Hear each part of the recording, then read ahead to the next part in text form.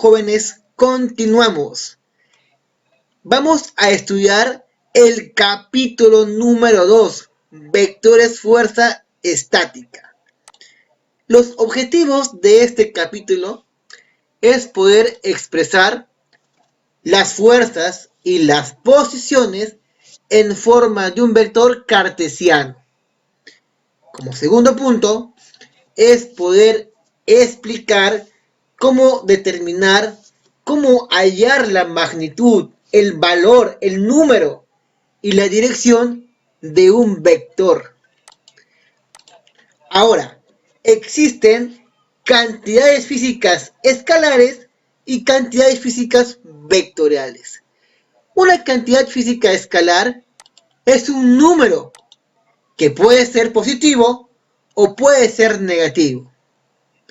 Ahora, se dice que las cantidades escalares tienen módulo, que puede ser el valor, el número, y tienen unidad.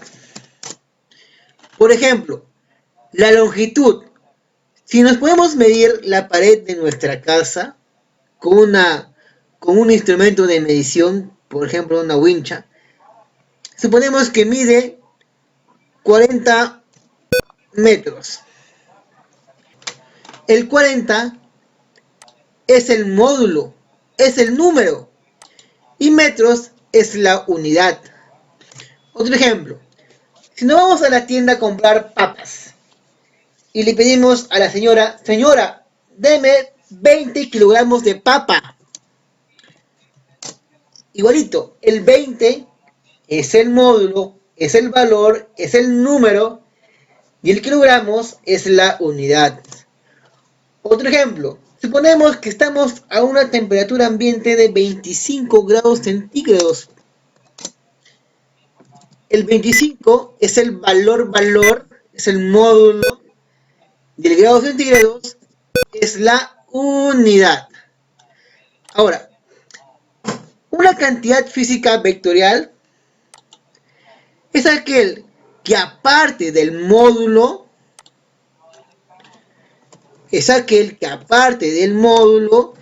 tiene dirección y tiene sentido. Ahí está. Ahora, veamos algunos ejemplos. Supongamos que queremos mover nuestra mesa hacia nuestro cuarto, pero nuestro cuarto se encuentra al lado izquierdo de la cocina. Empujamos la mesa y al momento de empujar le imprimimos una fuerza de 30 newtons. Ahora, ese 30 viene a ser el valor, el módulo. El newton es la unidad.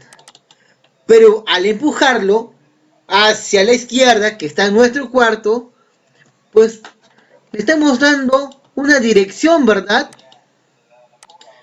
Es por eso que una cantidad física vectorial tiene módulo, tiene dirección y tiene sentido. Otro ejemplo sería la aceleración, ¿verdad? Por ejemplo, un carrito va a 30 metros sobre segundo al cuadrado hacia la derecha. El 30 es el módulo, metros sobre segundo al cuadrado es la unidad, y hacia la derecha, sentido y dirección. Acá en este gráfico tenemos un vector. Profe, ¿qué es un vector? Por ejemplo, cuando pateamos una pelota, a esta pelota le estamos dando una cierta orientación. Profe, pero ¿cómo se puede representar esa orientación? Se representa mediante un vector. Entonces, un vector es una expresión matemática con cierta orientación, por lo cual se va a representar mediante un segmento de recta dirigida, por el cual conocemos por una flecha, ¿verdad? Esta flecha tiene su colita y tiene su cabecita. Siempre a un vector se le representa mediante una letra mayúscula, de cualquier letra del abecedario, A, o la letra A y arriba una flechita. Este vector nos damos cuenta que sigue una línea de acción, ¿verdad? Esta línea de acción viene a ser la dirección que sigue la flecha. El tamaño del vector viene a ser el módulo. Y la cabecita nos indica el sentido. Entonces, como decimos, un vector tiene módulo, que viene a ser el tamaño del vector, la longitud del vector. Tiene dirección, que viene a ser la línea de acción, y el sentido, que lo ubicamos en la cabecita de la flecha. Entonces, módulo, dirección y sentido. Ahora pasamos multiplicación de un vector por un escalar. El escalar viene a ser cualquier número que está en los reales. Puede ser positivos, negativos o fracción. ¿Qué nos dice? La multiplicación o la división de un vector por o entre un escalar solo cambiará la magnitud del vector. Si el escalar es negativo, el sentido del vector cambiará de manera que actúe en el sentido opuesto. Acá tenemos un vector A.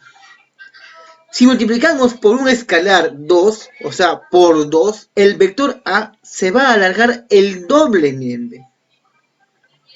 Si multiplico por 3A, se va a alargar un poco más. Si multiplico por 4, pues se alargará un poco más. Ahí está. Ahora, ¿qué pasaría si multiplico ahora por un escalar pero negativo, menos 1.5? El menos lo que va a hacer al vector es cambiarle el sentido, cambiarle la dirección al vector. Así que ya saben, cuando multiplicamos por un negativo, lo que va a hacer ese negativo es cambiar la dirección al vector. Por 1.5 quiere decir que se va a alargar un poco más. Ahora, si tú multiplicas por 0.5, el vector sigue en la misma dirección, pero se va a comprimir, se comprime. Entonces, cuando el número se encuentra entre 0 y entre 1, el vector se va a comprimir. ¿Sí? Ahora, si al vector lo multiplicamos por un negativo, quiere decir menor a 0, el vector cambia de dirección. Bacán. Ahora, cuando el vector multiplicamos por un número positivo mayor a 0, entonces el vector se va a alargar, se alarga. El vector se alarga. Ahí está. Vamos a ver ahora vectores colineales. ¿Qué quiere decir vectores colineales? Son aquellos vectores que se encuentran en una misma línea de acción. Como pueden ver acá, el vector A va hacia la derecha y el vector B también va a la derecha. Entonces, podemos hallar su resultante, que va a ser igual a la suma de A más B. ¿Qué pasaría si el vector A ya va hacia la derecha y el vector B va hacia la izquierda? En esta ocasión tienen sentidos contrarios, miren B. Entonces, la resultante va a ser la diferencia entre el vector A menos el vector B. Ya está.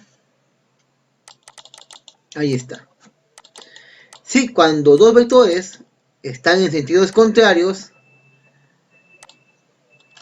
la resultante va a ser la diferencia entre A menos B. Vamos a ver ahora los componentes rectangulares en 2D.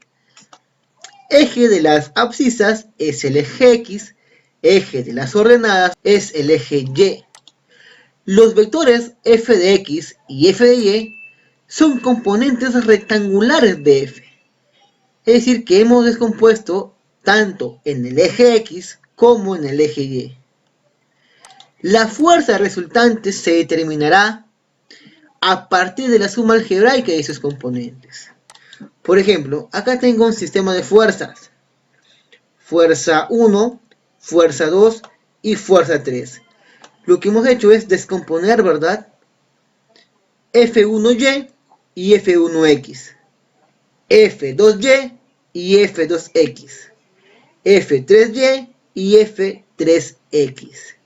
Entonces, aplicamos la sumatoria. La fuerza resultante de X va a ser la sumatoria de fuerzas de X. Quiere decir que lo que va a la derecha se va a restar lo que va a la izquierda. Y el otro sería la sumatoria de fuerzas en el eje Y, viene a ser la fuerza resultante de Y. Es decir, todo lo que sube se debe restar con todo lo que baja.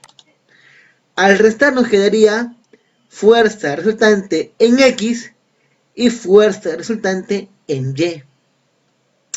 Entonces, ¿cómo podemos sacar el módulo de esta fuerza resultante? Pues por Pitágoras, ¿verdad? Fuerza resultante es igual a la raíz cuadrada de la fuerza resultante en X al cuadrado más la fuerza resultante de Y al cuadrado.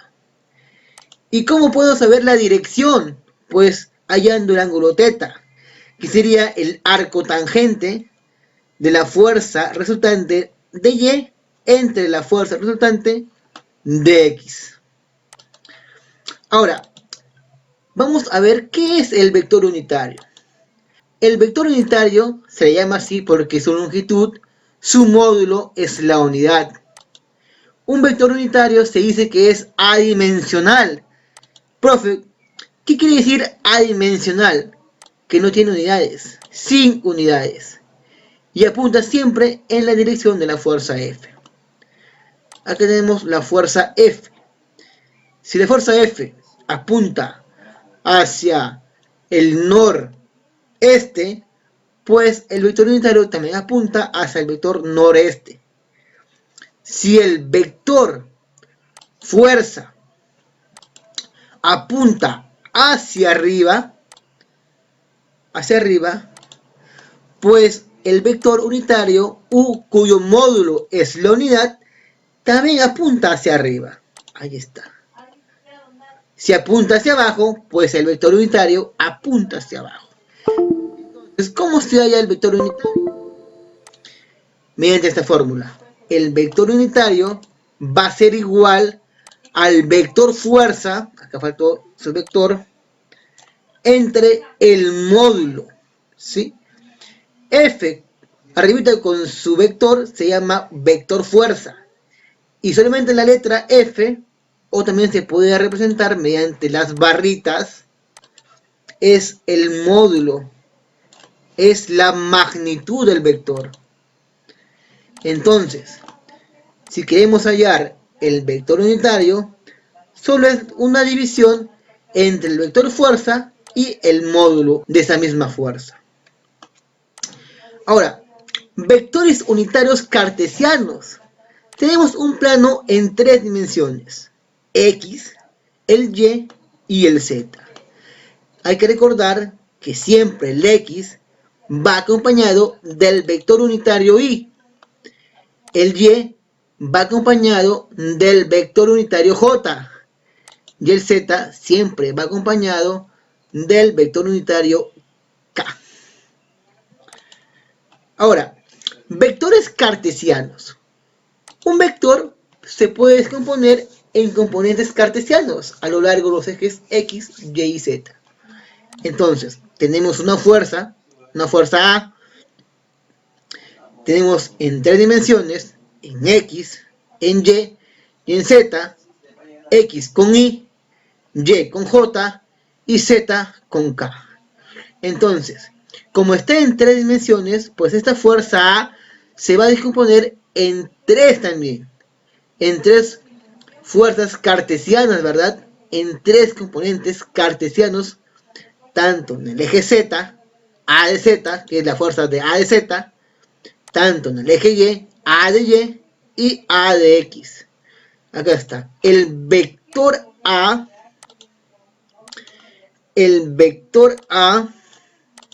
va a ser igual a la X multiplicado por el componente unitario Y más A de Y multiplicado por el componente unitario J más A de Z multiplicado por el vector unitario K. Hay que recalcar que a la X, a la Y y a la Z es un valor, es el módulo.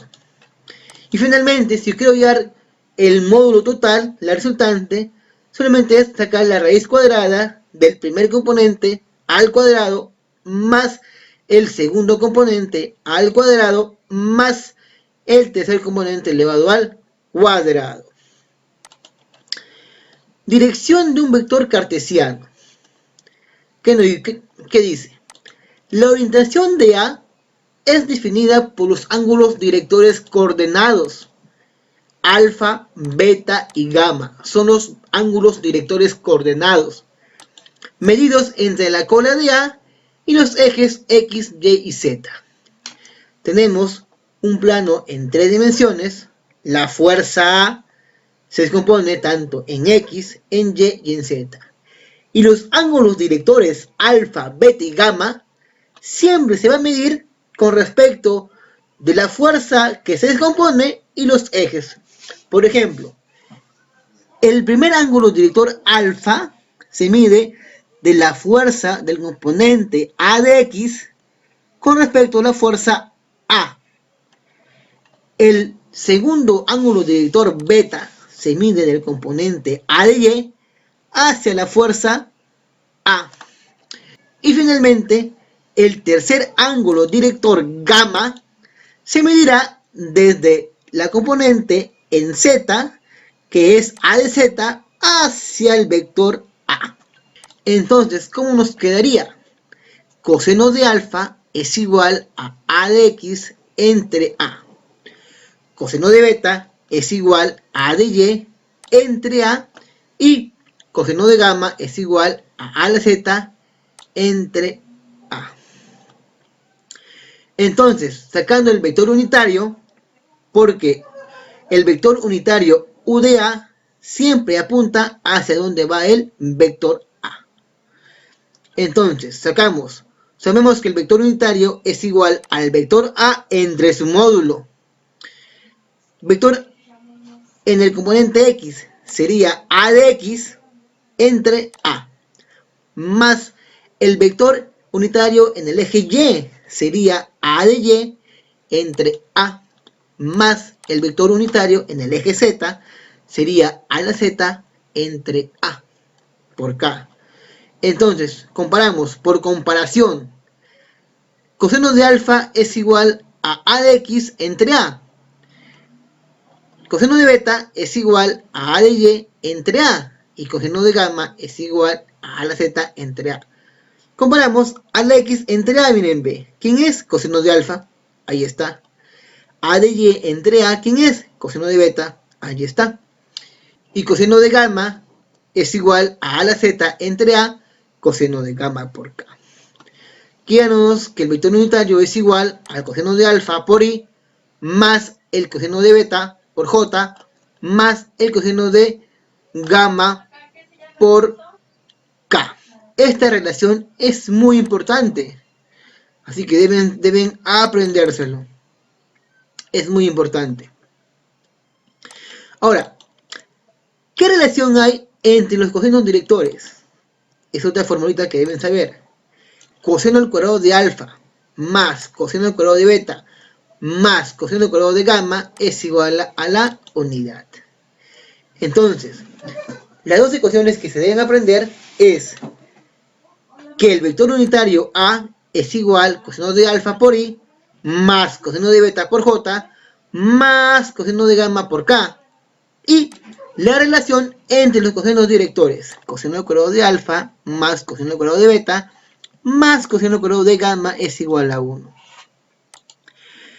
Entonces, el vector A se puede expresar en forma de vector cartesiano. A coseno de alfa por i más A coseno de beta por j más A coseno de gamma por k. Ahora vamos a ver el vector posición, el producto punto y el producto cruz. Vector posición. El vector posición, también llamado radio vector, se representa mediante una R minúscula. ¿Qué nos dice? Un vector posición ubica un punto en el espacio con relación a otro. La forma más fácil de formular las componentes de un vector de posición es poder determinar la distancia y dirección que debe recorrer a lo largo de las direcciones x, y y z. Tenemos un plano cartesiano en 3D, x, y, z. Siempre el radio vector va a medir el punto final menos el punto inicial. Profe, el punto final representa a la cabeza del vector y el punto inicial representa a la colita del vector. Entonces, en el eje X, este vector que está en el eje X sería la posición B menos la posición A. En el eje Y sería la posición B menos la posición A. Y en el eje Z sería la posición B menos la posición A. Siempre se resta cabeza con cola. Punto final menos punto inicial. Entonces, el radio vector o el vector posición R sería la diferencia del punto final, que sería R de B, menos el R de A. Acá está. El vector posición es igual a R de B menos R de A es igual. Ubicamos los puntos finales menos los puntos iniciales de cada vector. Sería x de b en el eje Y más y de b en el eje J más z de b en el eje K menos x de A y más y de A J más de z K. Restamos primer componente con primer componente, segundo componente con segundo componente y tercer componente con tercer componente. Nos quedaría que el vector de posición es igual a la diferencia entre xb menos xa por i más y de b menos y de a por j más de z de b menos z de a por k. Ahora, el vector fuerza dirigido a lo largo de una línea. Una fuerza F que actúa en la dirección de un vector de posición R puede ser representada en forma cartesiana si se determina el vector unitario del vector de posición y este se multiplica por la magnitud de la fuerza F. Tenemos un vector fuerza que está dirigida a lo largo de esta cuerda. Siempre el vector unitario U va dirigido a donde va dicha fuerza, en la misma dirección y sentido. Entonces, para hallar esa fuerza, ese vector fuerza, solo bastará multiplicar su magnitud F por el vector unitario U. De nuevo, el vector fuerza va a ser igual al módulo, a la magnitud, al valor de la fuerza F por su vector unitario U, en donde sabemos que el vector unitario U es el vector posición entre el módulo del vector posición. Producto punto o producto escalar, o también llamado producto interno. ¿Qué nos dice? El producto escalar de dos vectores A y B es un escalar y se define como el producto de las magnitudes A por B multiplicado por el coseno del ángulo θ. Entonces, para yo hallar el producto interno, el producto escalar o el producto punto, solo vas a multiplicar las magnitudes del vector A por el vector B, y este se multiplica por el coseno del ángulo que forma dichos vectores. Si A y B se expresan en forma vectorial cartesiana, entonces el producto punto es la suma de sus productos de sus componentes x, y y z.